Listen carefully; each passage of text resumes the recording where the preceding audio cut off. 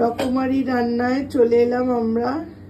ডিনারের সব তৈরি হচ্ছে, আয়োজন। এই যে আজকে লুচি হয়েছে, লুচির সাথে এই যে কষা মাংস, এই যে দেখো কষা মাংস হয়েছে, একদম কালারটা দেখো না।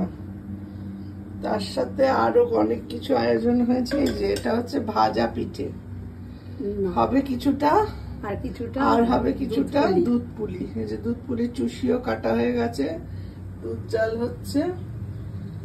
হাফ হবে ভাজা পিঠে, সেটাকে রসেও অনেক সময় চুবিয়ে দেয়, আবার অনেক সময় শুকনো খায়। আর কিছুটা দিয়ে আবার ওই যেটা পুলি পিঠে বলি আমরা, চুষি দিয়ে, সেটা তৈরি হচ্ছে। এই যে আমাদের পৌষ মাস লাগে না, আমাদের মানে বৌমনি যখন ইচ্ছে হয় তখনই করে, শীত বলে ব্যাপার না। মনে হলো তো করলো, স্পেশাল রান্না প্রায় করে। আর ভাজা পিঠা বলবে যে মুগের ডাল আর আলু। আর এর মধ্যে ভাজা পিঠের মধ্যে কি কি দিয়েছো একটু বলো। আলু দিয়ে সেদ্ধ করে তারপর চালের গুঁড়ি। হ্যাঁ বলো, আরেকবার বলো, একটু জোরে বলো।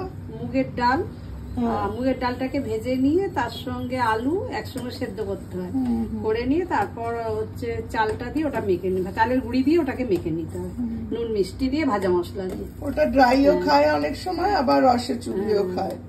আর এটা তো পুলি পিঠে হচ্ছে চুষি দিয়ে।